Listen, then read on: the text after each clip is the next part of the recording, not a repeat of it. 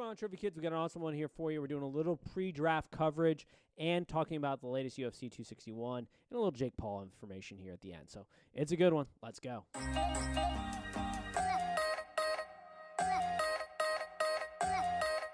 And welcome to Trophy Kids, presented by Bad News Media. It is April 29th.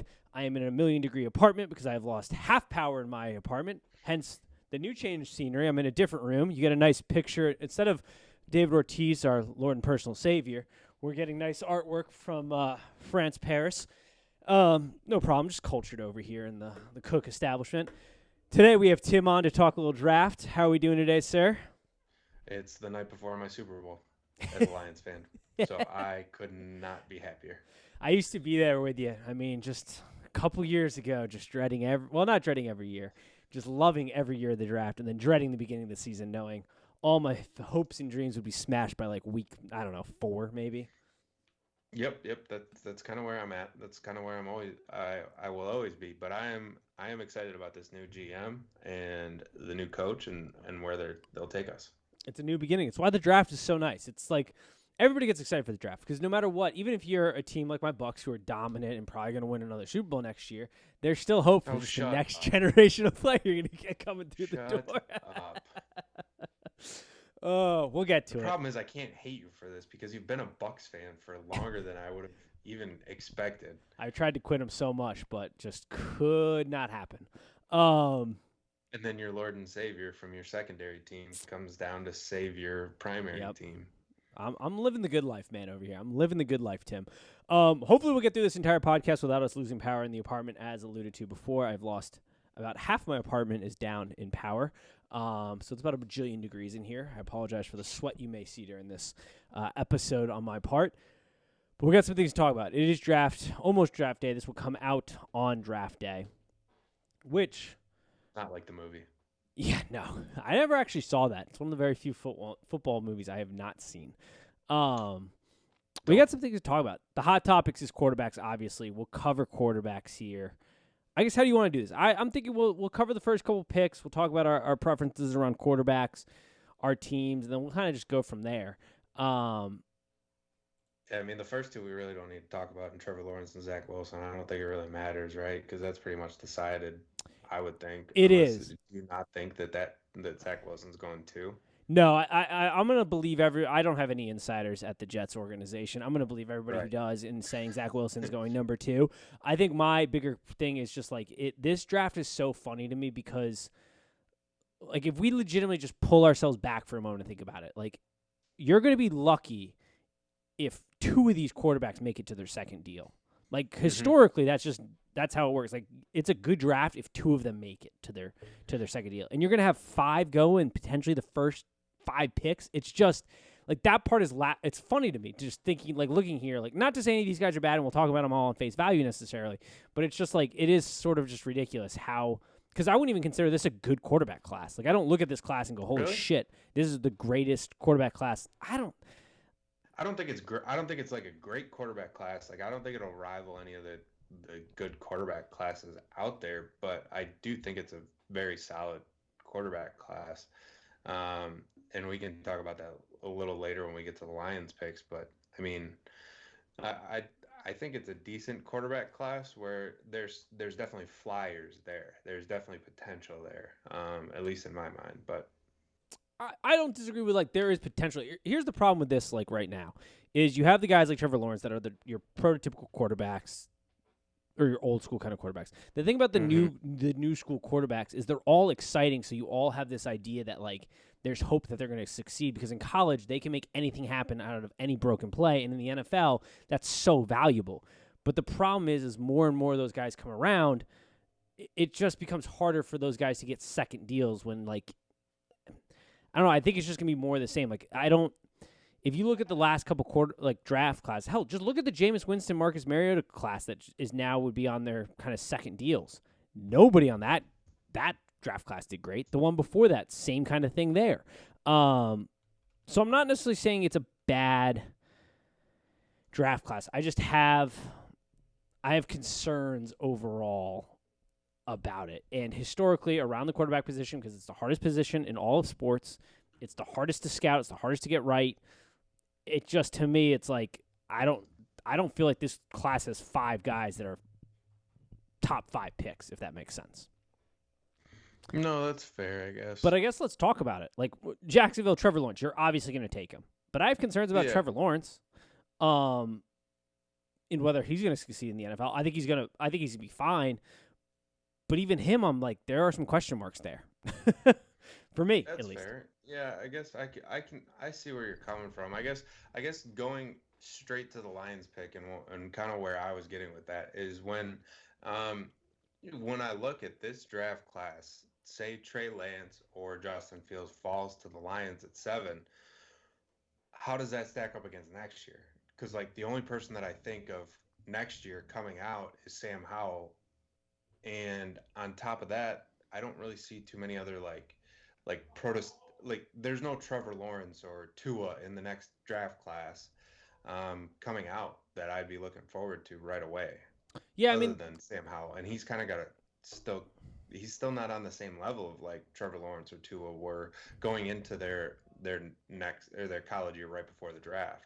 No, I just would agree. I don't disagree with that. I think, like every year you're gonna have guys like Zach Wilson prior to this year was not a number 2 projected pick. Like you're the Baker Mayfields of the world. Like that draft class, like that was a really good draft class. Like that was, so that's my thing, I guess, is like I see a draft class that just happened that was really good and really deep for the most part. Lamar Jackson, Baker, Josh Allen, and then you did have Rosen. Even there, Rosen was not Trevor Lawrence. Trevor Lawrence obviously better, but he was a kid that was dubbed really good early. And then you have, oh my God, I'm blanking on his name. Sam Darnold.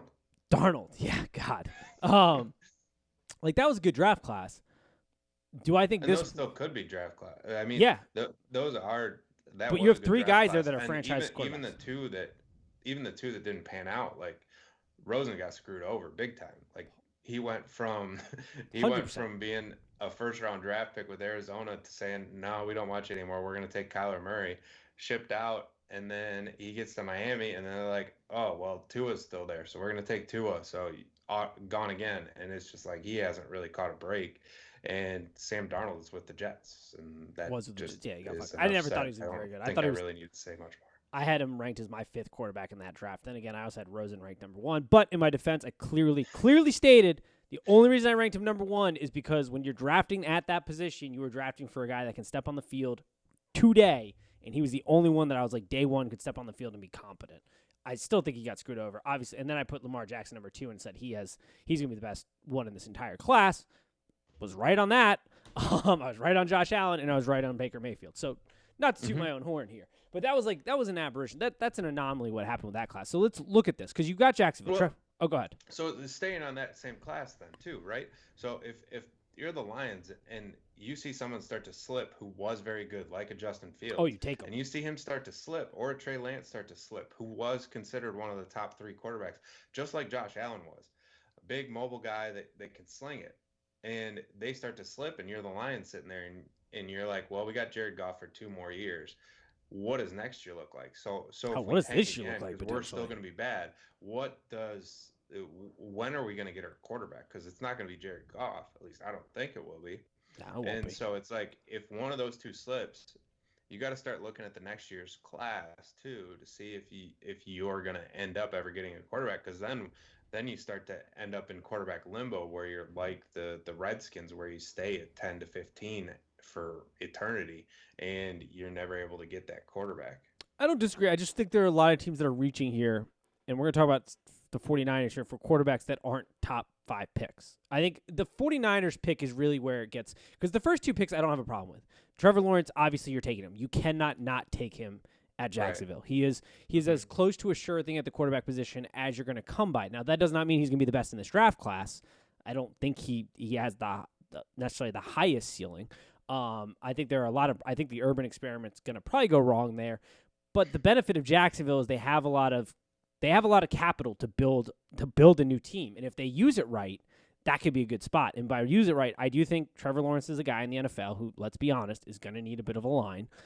He has shown in his biggest games and the biggest moments when pressure comes at a high rate and a large frequency, he can struggle a little there. Mm-hmm. Now we're nitpicking him here. He's a phenomenal quarterback. Let's not get this twisted, folks. Yeah. But there are concerns there. The game falls apart. We all watched the national championship game. We all watched the college football playoff game. Like, he didn't have his best moments. Those weren't all on him, but if you're looking at him as an individual player, was not the best. I have some concerns there, but you can't not take him. Like, we're agreeing there. Like, you have to take him there, I would assume. Correct. Yes. We are Zach agreeing. Wilson's an interesting one here for me. I think the thing about the quarterback position that we should state here, I don't care who you are. You could be the greatest quarterback of all time.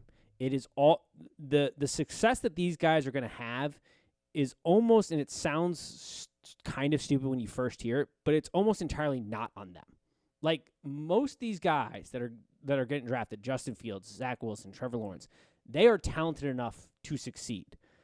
The reason they're not going to succeed are factors that almost have nothing to do with their ability to play football. It's going to be the pieces that are put around them, the organizational structure, the head coach structure. Like, some of the off the field stuff is on them. So I won't. There's a large part of their success that is on them, but there is so much of their success that is not on them. Look at Josh Rosen, for example. That man never had solid footing at all. Could never have exceeded in his wildest imaginations. The Jets here, if you're Zach Wilson, historically the Jets are terrible. I get that. I think you got to kind of be excited to get drafted here. I'm actually kind of excited to bat Zach Wilson. I don't love him. I don't think he's the second best quarterback in this draft. I don't think he should be the second pick. But you got a lot of draft capital. You've got a lot of picks. I think the Jets have 10, if I'm not mistaken, picks.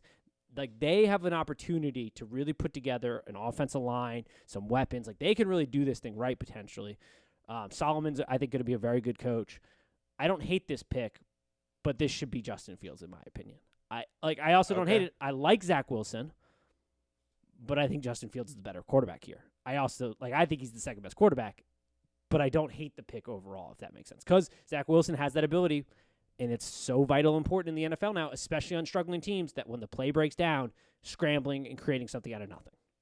Nate, I hate that you said Justin Fields is your second best quarterback in this draft, because it just means that me as a Lions fan is going to get my heart broken for the first time by Brad Holmes. It's fair. And I can see it coming. I can see it coming now from a mile away. I think Justin Fields is the second best quarterback in this draft, and I don't really understand his fall from the heavens, because he was projected for a long time at going for this spot. I remember at one time people were talking about, like, should Jacksonville potentially draft him, which was never going to happen. That was like a smokescreen, I think. Urban. It was a little bit. It was a lot because of Urban. But like, even though Urban has nothing to do with him being at Ohio State ever. No, not at all. It was like, oh, the Urban connection, right? Yeah. No, he was long gone. The only thing would be like if he's trying to bring his style of play that he was running at Ohio State to the NFL, which would be very interesting. But yeah, I don't hate this pick. I like Zach Wilson. I think he's got a cannon for an arm. Obviously, he's very athletic. He played phenomenal at BYU. I don't have the best feeling it's going to work out. But I don't hate it, the pick initially. The next pick I fucking hate. I don't know if you have any thoughts before we talk about the 49ers and what's going on with their situation. I mean, I know you hate it, but I love it. Why do I love it? Because it puts Justin Fields in play for the Lions. Oh, it puts Justin Fields in play and potentially the biggest upside guy in play if they go with Mac Jones and leave Trey Lance out there, which there are concerns about Trey Lance that we can talk about here. But the Mac Jones pick.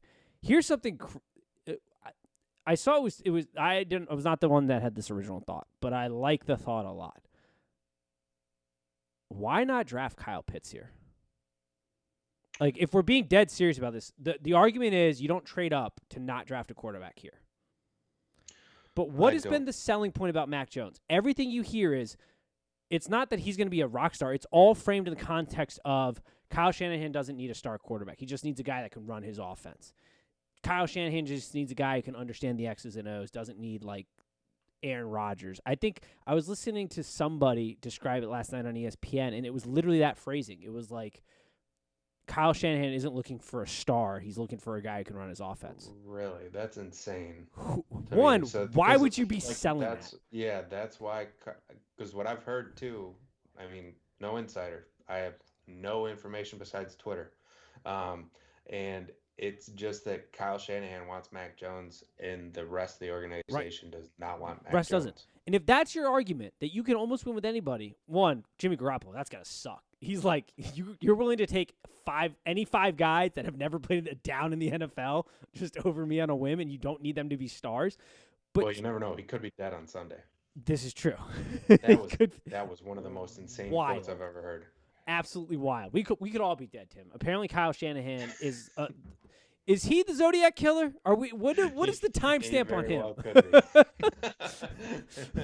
What is the timestamp on Kyle Shanahan? But that's a lot of the arguments I've been hearing. It hasn't been standing on the table saying Mac Jones is the best thing to come out of college football forever. And you don't want to overhype him and have maybe the Jets rethink it or whatever, even though they're solid there.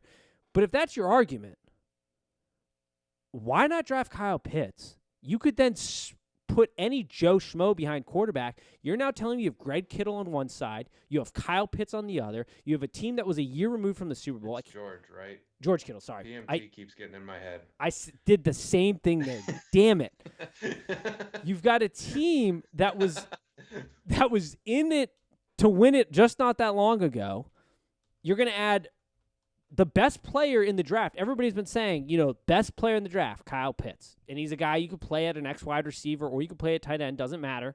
Could that just – I feel like anybody could – if that's your argument, like you're not out there getting a stud guy that you totally believe in 100%, why not do that? If that's your argument, why can't Jimmy Garoppolo run your offense? You're right. Exactly. I mean, it's insane. Add an insane talent. I don't even remember Mac Jones being rumored in like the top 20 until San Debo Francisco Samuels. traded up to 3. Couldn't think of him. And you have Debo Samuels on the outside, and you go get other pieces. Like that offense would be insane with Kyle Pitts. Sorry, go ahead. I didn't mean to interrupt you there. But yeah, what I was saying was just I don't even remember Mac Jones being talked about getting drafted that high until San Francisco traded up. Yeah. It was like, oh, San Francisco traded up to 3 to go get their quarterback. By the way, that could be Mac Jones. What? Yeah. It was kind of how it went in my mind. I don't understand it. I get the good, it doesn't make sense to me. Like your whole personnel department is against you. Your whole scouting department's against you. But you're sitting there as Kyle Shanahan saying, don't worry, guys, I can make him good. Well, shit, then you should be able to make another quarterback, and you add a 2 tight end system with Kyle Pitts and Kittle out there, Debo Samuels on the outside, add another player if you want to that. That's a damn good football team. Like you're adding a guy in Kyle Pitts that everybody agrees is going to be a hit unless there's injuries or something off the field that prevents him from being a hit. Like everybody pretty much says that. You have Kyle Pitts ahead of Jamar Chase? Huh? You have Kyle Pitts ahead of Jamar Chase? Yeah, I put Kyle Pitts probably ahead of. Yeah, I put Pitts as the better player. Yeah. Okay. It's just me as a Detroit fan not being sold on tight ends. That's fine. Hell, you could probably put Kyle Pitts at the X wide receiver. You could probably make him a Calvin Johnson type wide receiver if you wanted. Yep. I'm fine if he goes through a position change as all of a sudden a wide receiver. I'm fine with that. But if he just the Lions draft a tight end is not something I'm. No, I would not. Yeah, and I mean he's not going to be a blocking tight end for the most part. But you got Kittle. Before. You don't need another blocking tight end. Like he can chip a guy and go run a route. But if they draft Mac Jones, let's say they're drafting a quarterback here, the Mac Jones pick on its face value.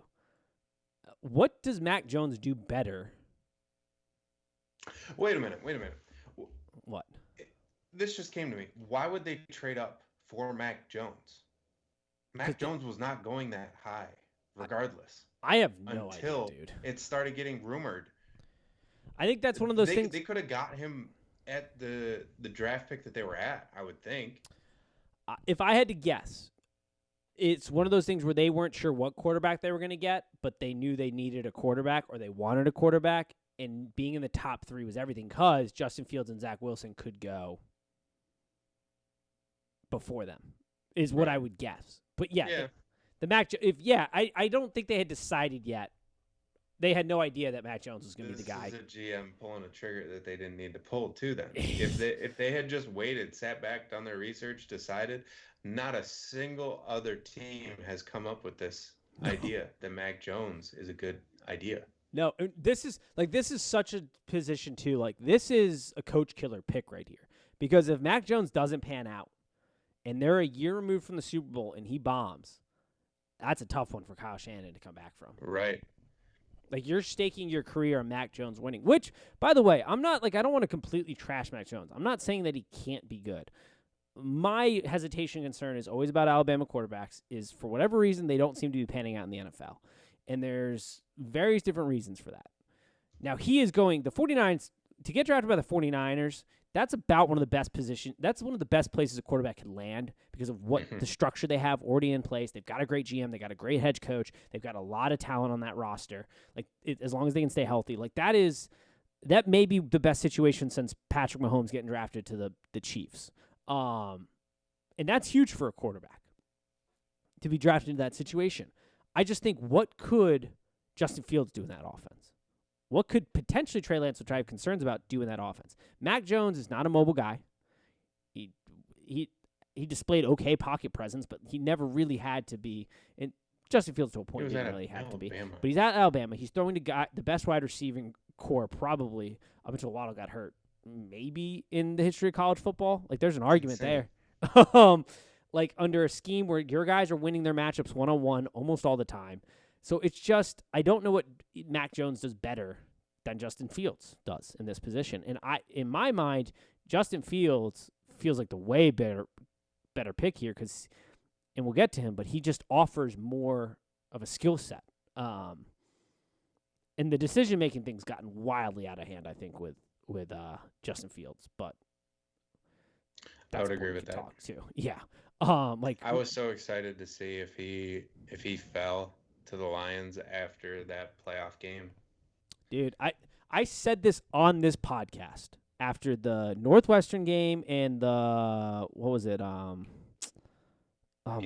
Indiana game. I was like, that was the bad ones. Yep, the Indiana game. I was like, that is going to tank his draft stock. I don't know if that's solely doing it, but it feels like all of a sudden Justin Fields, for whatever reason, is getting pinned as a guy who doesn't make good decision makings, or I've heard things that he can't read an NFL offense the same way or whatever, and the criticism bullshit. It's absolute bullshit. Well, that's the thing, it doesn't matter, right? Yeah. Like, it doesn't matter when you go from college to the NFL. Sure, it'll matter in that first year, but like, Patrick Mahomes openly talks about how he didn't even know what a Mike linebacker was when he got to the NFL. This is the point I was about to make here, Tim. You're telling me that Justin Fields has no idea, which he clearly does. He transferred from Georgia to Ohio State seamlessly, learning a completely different system. But say he has literally no idea what's going on the field and just is God-given talent at that level. That amount of talent without knowing what's going on the field, you're telling me you can't make one of the greatest quarterbacks ever with Kyle Shanahan as the coach then? Like, what are we talking about here, people? Kyle Shanahan, you're such a good coach. Why would you not want the guy who is physically superior in every way, from throwing the football to running the ball in every single way? Why would you not want him on your football team? I mean, I'm not making the pick for you 49ers, but it just seems crazy. Nate, please stop talking them into taking Justin Fields. I'm really hoping he falls to the Lions and we take him. We sit him for a year behind Goff. We teach him the offense just like the Chiefs taught Mahomes. And we'll be off and running in a year from now. That's fair. Now, the Trey Lance thing, that's an interesting one to me. Because Trey Lance, I feel like... So here's how I would rank my quarterbacks, I guess. I'd go Trevor Lawrence, Justin Fields, Zach Wilson, Trey Lance, Mac Jones. That would be kind of how I would... I would put Zach Wilson above Justin Fields. But, I mean, I just think Zach Wilson has... some more of that electric factor. That's than Justin Fields, but it's also not by much. And I don't know enough about quarterbacks. I don't disagree. To really have a strong opinion on that. But also, how are you not going to see what he did in that Clemson game and not be like, "Holy shit, we want this guy as our quarterback"? Like, what are we? Stood in the pocket, took the shots, made the throws. It was insane. It's crazy. He took the shots after he took a huge shot and broke his rib or whatever. Yeah, it's crazy to me. The Trey Lance thing is interesting to me because the Trey Lance, this is NFL, like, almost overthinking things to a T. Trey Lance is a flyer guy. Like, he is there's no reason he should be in the top 3. I don't think. It's just like how kids need to leave college basketball after their freshman year if they want to get drafted in the NBA at a decent clip. It's because there's not enough tape on them, and Yeah. NFL GMs are excited about the unknown. They're like, ooh, let's Love see. He it. could be great or he could be really bad. But that greatness, I mean, I don't really know what I'm getting, so I'm It's going to so take a funny. chance. I'm going to take a chance. Let's see what we can do. Like, My job's only going to be here for 4 years anyways. Why not really screw it up? it's like, I'm so glad you brought it up. It's insane. Trey Lance attempted 318 collegiate passes. That is the fewest by a first-round quarterback in 40 years. Dan Orlovsky pointed that out. Like, that is insane. But that's the thing. Like, the NFL GMs have gotten suckered into this. Like, we don't want to miss on the big, strong, like, potential guy, but who played in nonsense of a conference and barely played. Like, that's what we're dealing with here. And it's hilarious because, like, he has the fewest passes in the last 40 years of any NFL first-round quarterback. But we're taking him because he's got a crazy good arm. It's huge. He's big. He's athletic. He's strong. Like, and you don't want to miss on him. The Carson Wentz effect, the Josh Allen type effect, where, like, you can't be the GM who just, like, blew off this guy and go draft some other person and then he turns out to be great. But, like, I don't know. History tells us there's probably a good chance he's not going to be some star. I mean, he might be. It's weird too that he's going to like quarterback desperate teams. It seems Yes. like, and he's not like it'd be awesome if he went to the Lions as well. Yeah. Like I'm all for either Justin Fields or Trey Lance here, and it is simply because we have Jared Goff for them to sit behind for a whole year, and they don't have to be thrust right into the starting role like all quarterbacks nowadays have to. And here's the thing. He's got, like, the Patrick Mahomes type of written all over him, where, like, his mechanics are, he's not the most accurate. He's got things he's got to clean up and fix. You had the same problem with Patrick Mahomes coming out of college. Like, somehow he was getting the ball to his wide receivers, and there was a lot of talent there, obviously. But, like, his mechanics weren't great. There were things he needed to work on. And what happened? Andy Reid went up, drafted him. He got to sit behind Alex Smith. He got to learn under Andy Reid. He had a whole lot of talent around him in a great situation. Like, that's what you need to succeed as a quarterback. Like, if you're a bad team, you can't be taking a flyer on this guy unless you have a real capital to build around him and build a team that can survive with him. Because it isn't going to – I just don't see how throwing this guy to the Wolves is going to work right away. But, like, in a Lions situation – you know, you can sit him behind Goff. You don't have to play him right away. Or, like, other teams that aren't kind of quarterback starving and learn there. But the fact that they're thinking about – and once again, he kind of makes sense in San Francisco if he didn't have to play right away because Kyle Shanahan's a good coach. That's a good roster. Like, that is a position where, like, if they drafted Trey Lance over Mac Jones, I'd be like, all right, you know what? Okay, maybe. You're right. Yeah, it's making sense because it's like if you're a good coach, you would take the guy with the higher upside, not the guy that you can just mold into kind of what you want. Yeah, and you have a team that's good around him. Exactly. And he can sit for a year, keep Jimmy on the roster, play him this next year, and have him sit. Like, or sit half the season or whatever. Like, it feels – the whole situation feels weird. Kyle Pitts apparently going to the Atlanta Falcons. And then the one other thing I will say, because this will be the top 5, and then we can kind of bounce around how we want to. Cincinnati Bengals, because I'm in Cincinnati. This pick is going to be so funny to me because the Cincinnati Bengals, all I've been hearing is, like, Jamar Chase. Like, that's who they're going to get. I mean, Sewell's obviously still in the conversation, but if the Cincinnati Bengals, like, where are you at this? How can they not draft an offensive lineman here? I don't even understand how it's a question. I don't understand how they're even contemplating somebody else other than Penei Sewell here. I just don't understand. Yeah, I don't understand it either. I wish I could remember what I was watching so I could have done a little bit more research into this, but like whoever it was said something about how the Cincinnati Bengals have like a decent like offensive line they're like grooming now that it has been developing, and I had no idea of that. I just knew that they were awful last year. Are they on So I don't know if they were just young and becoming better because it didn't look to be better. No. It's so bad. There So are some young guys on the team, but it's bad. yeah, I really don't know. Plus, you can get a guy like Jamar Chase. I mean, sure, he's great and everything, but like, you can get guys like Jamar Chase Yeah. later rounds, take flyers on wide receivers. Well, here's the thing too. Like, I guess maybe if you're you're looking into the second round at your grades and like, is there a guy that you might be able to get at the offensive line that's good that you could rely on? But here's the thing: the Bengals need to pick up 2 to 3 offensive linemen either in the draft or free agency. Like You would think. why are you not going to take the guy that? And look, I'm not great at evaluating the offensive line position. I'm not going to sit here and think that I'm some guru there. But everything about everybody has been saying this. You can't miss on this dude for the most part. You can stick him at a guard if you need to, and he's going to be fine. Or you can try him at left tackle. But Joe Burrow, you have a franchise quarterback. You have a guy that last year, with the most dropbacks and I believe the most pressures, who played really well. And it's not like you don't have T. Higgins and Tyler Boyd and some other guys that can be competent at the wide receiver position, even if you didn't get a good guy in this draft. But this draft is specifically wide receiver heavy. So you're going to be able to pick up other guys in later rounds. And next year, there is going to be a guy in the first round that you can probably go get that's going to be comparable to Chase. But there may not be an offensive lineman that is comfortable with Sue out here, because he's that guy that we're talking about at the offensive line position that is, I'm not going to say a dime in a dozen, but basically from what I've been hearing is sort of that kind of like, I mean, you can obviously miss on any pick, but it's going to be really hard to miss on him.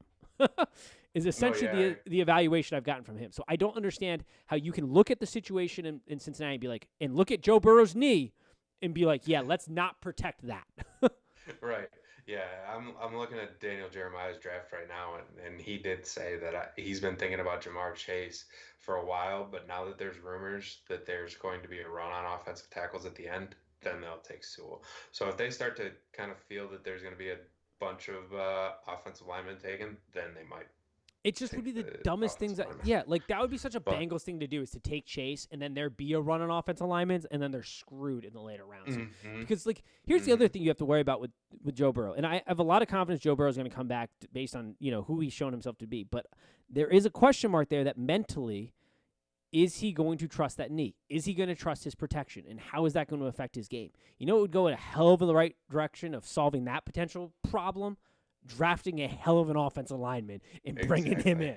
That's going to give him a heck of a lot more confidence than just picking up a wide receiver that Chase is phenomenal. Don't get me wrong here. Great wide receiver. They're friends.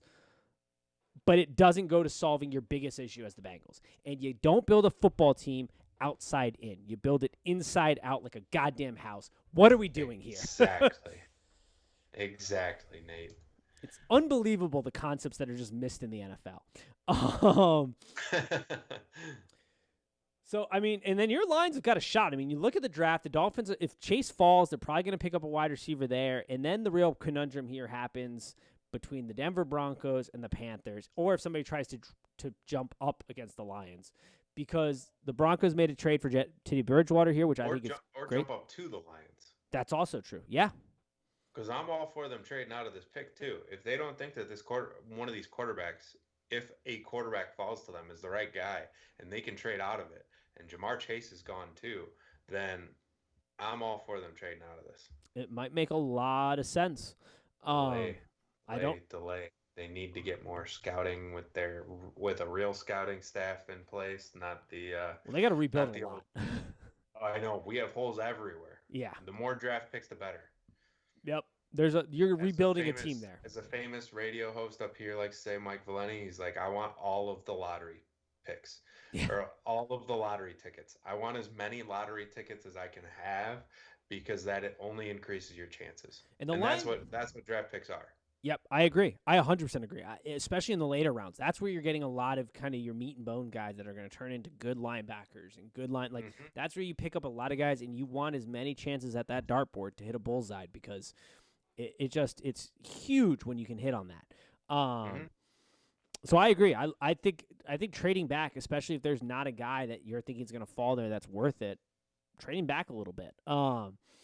especially when you're in position with the Lions, where I think the expectation is literally this is a rebuild that's going to take a couple years, and they showed that with the coaching contract, because that's a pretty, I forget the years on his It contract. was a 6-year Yeah, contract. that's what I and thought. They gave their GM a 5-year contract. Yeah, So they know that they're in for the long haul. And I wasn't 100% sold that they were in for the long haul until they traded Stafford. Once they traded Stafford, I was like, okay, we're tearing this thing down.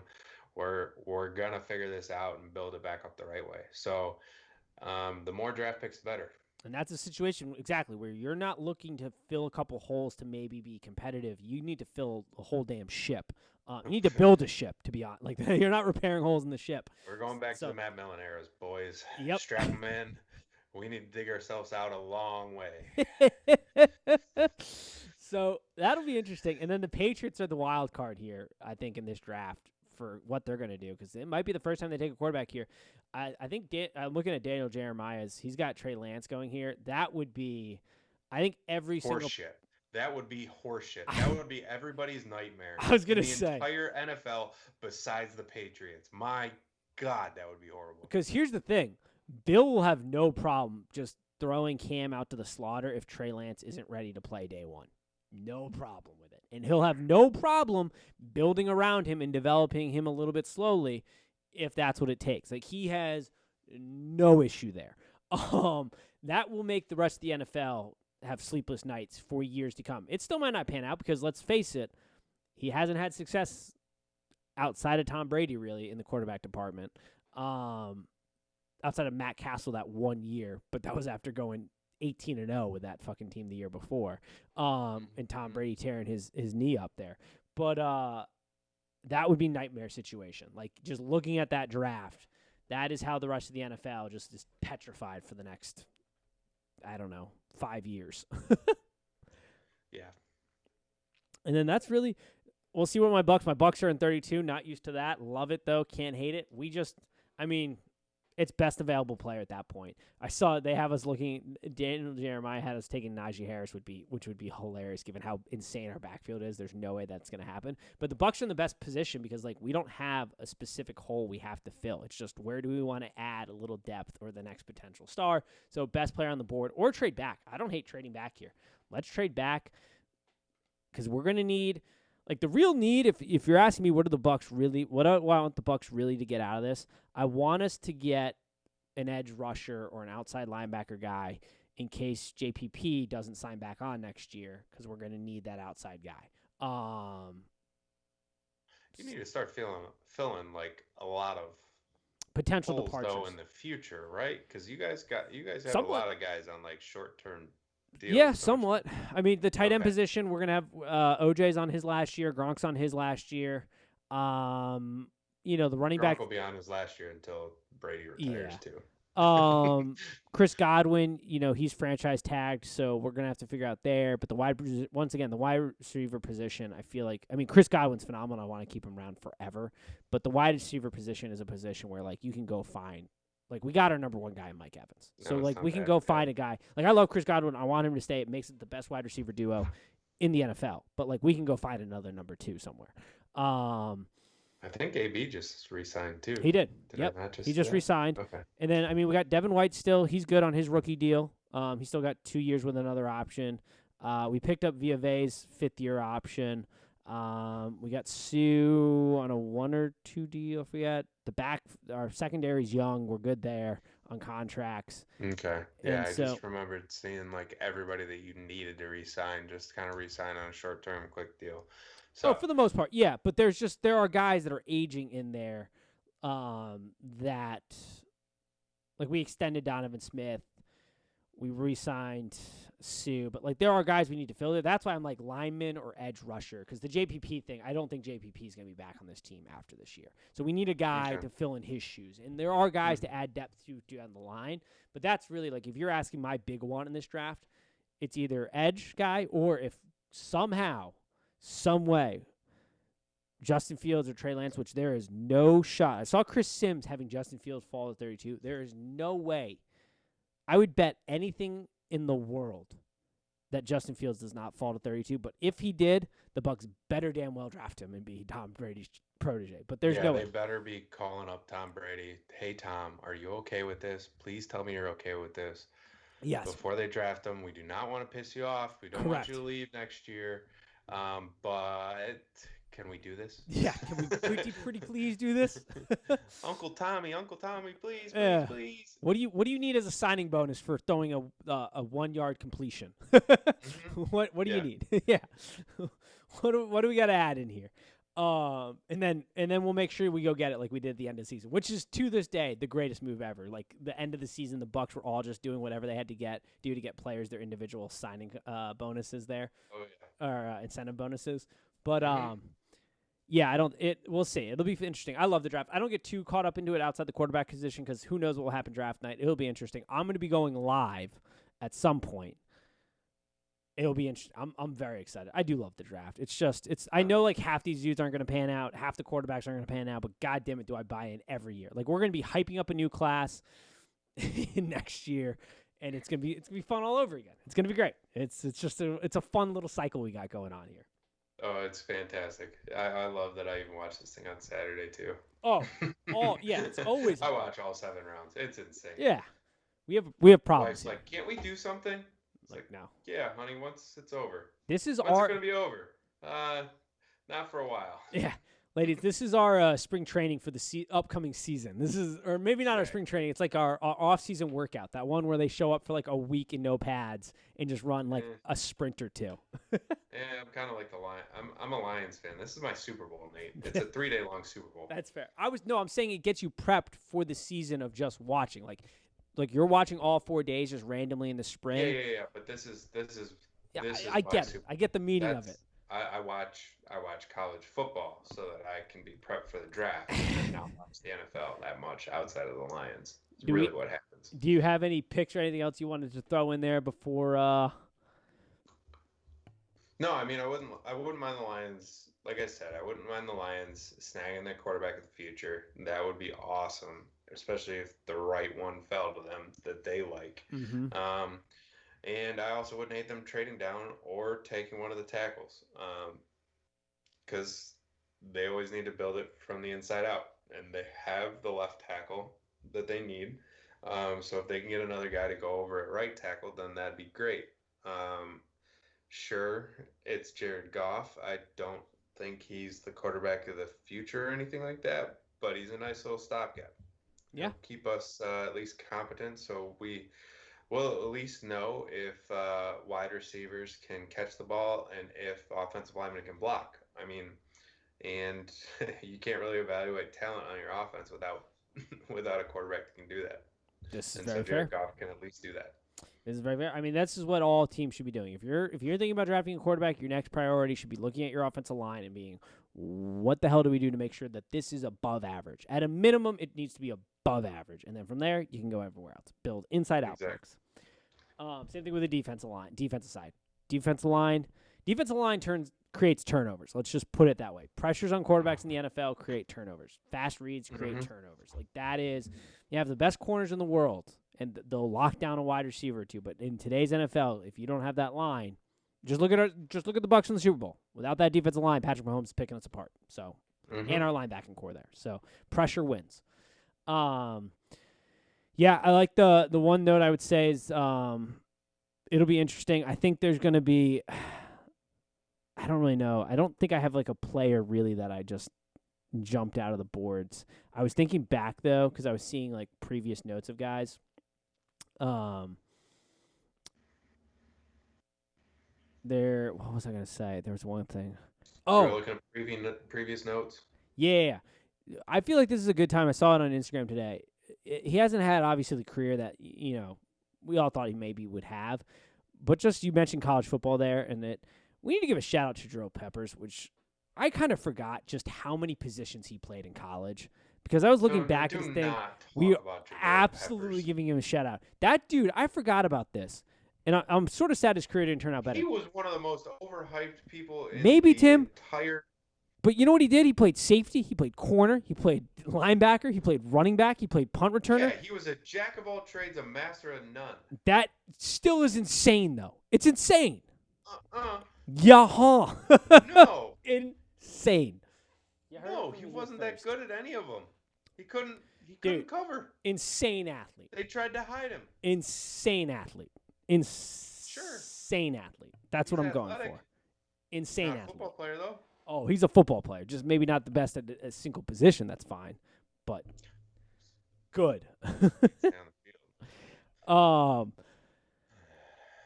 That brings back some bad memories. My last note, UFC weekend, insane weekend. I'm just touching on this for quick notes here. Kamaru Usman, I have been saying this from long ago, before he was champ. Going to be, when it's all said and done, the most dominant UFC fighter ever.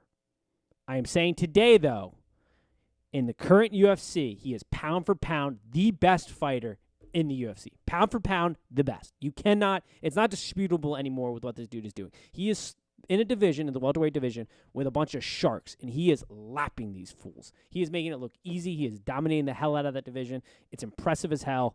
The dude's amazing. He's pound for pound the best. And that, at this point in time, with Jones being inactive the way he's being inactive, and he's going to fight here soon, but Kamaru Usman's pound for pound best UFC fighter right now, bar none. That's just where I'm at with that. And he's going to be the most dominant UFC fighter when it's all said and done. That's been my take for the longest time now. I've been saying it in the form of he has the potential to be the most dominant.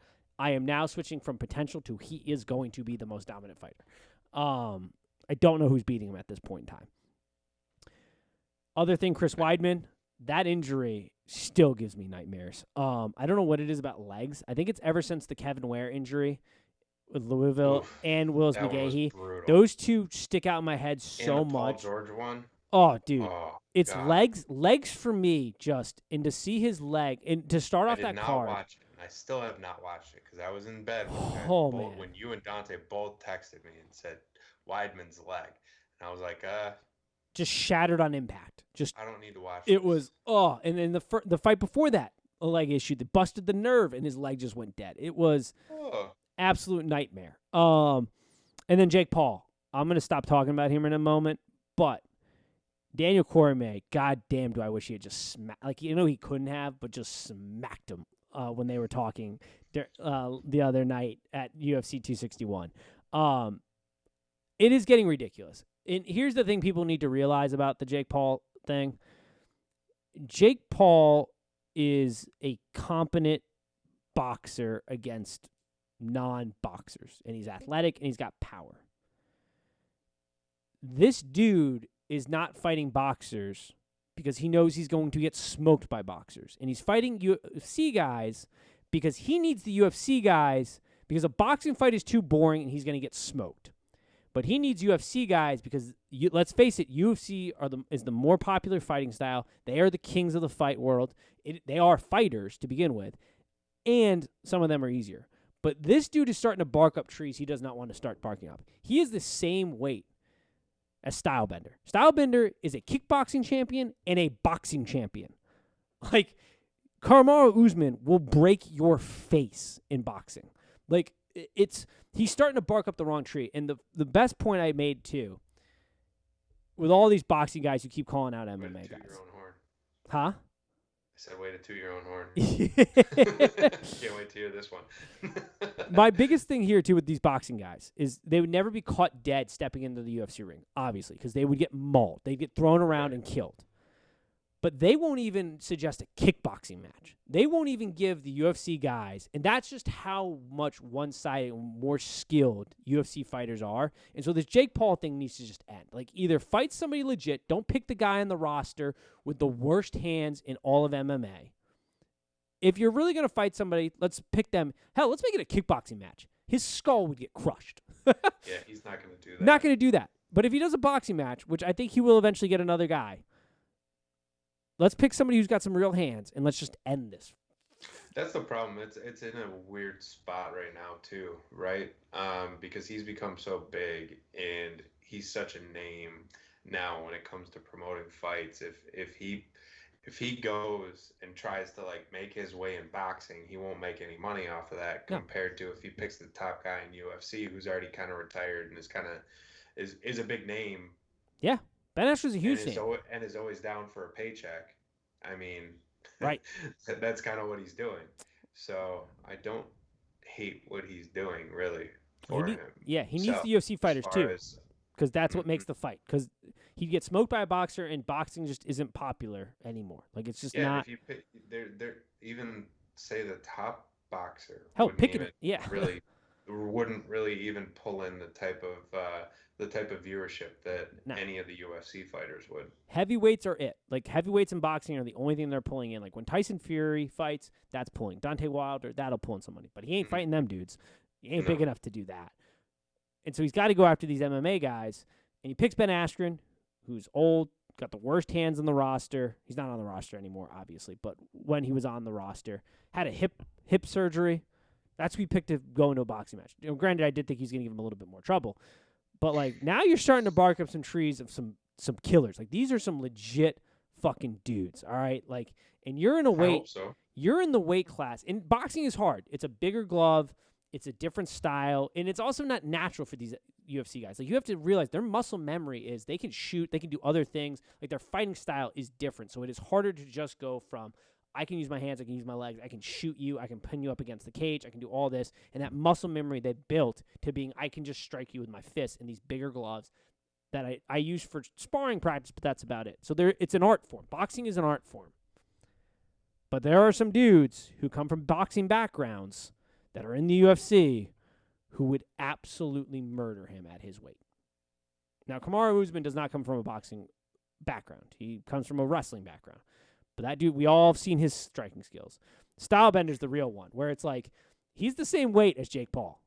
It's like, and that dude has a bona fide boxer and kickboxer before he could join the MMA community. So like that would be hilarious. Like I would pay all the money in the world and just be like, hey, can you just end this, dude? Can we stop this? Can we put him up against the best and just call it a day? But there are some other guys. Put Darren Till in there. I mean, Darren Till would murder. That wouldn't work. I think he's a little too big for him. But like, this is what we're talking. Like, it's getting annoying. But yeah, that's kind of where we're at with this. But he needs them. He needs them. Mm-hmm. So, and Daniel Cormier too was like, "I'll fight you. Let's get in the cage. We'll rip your face off."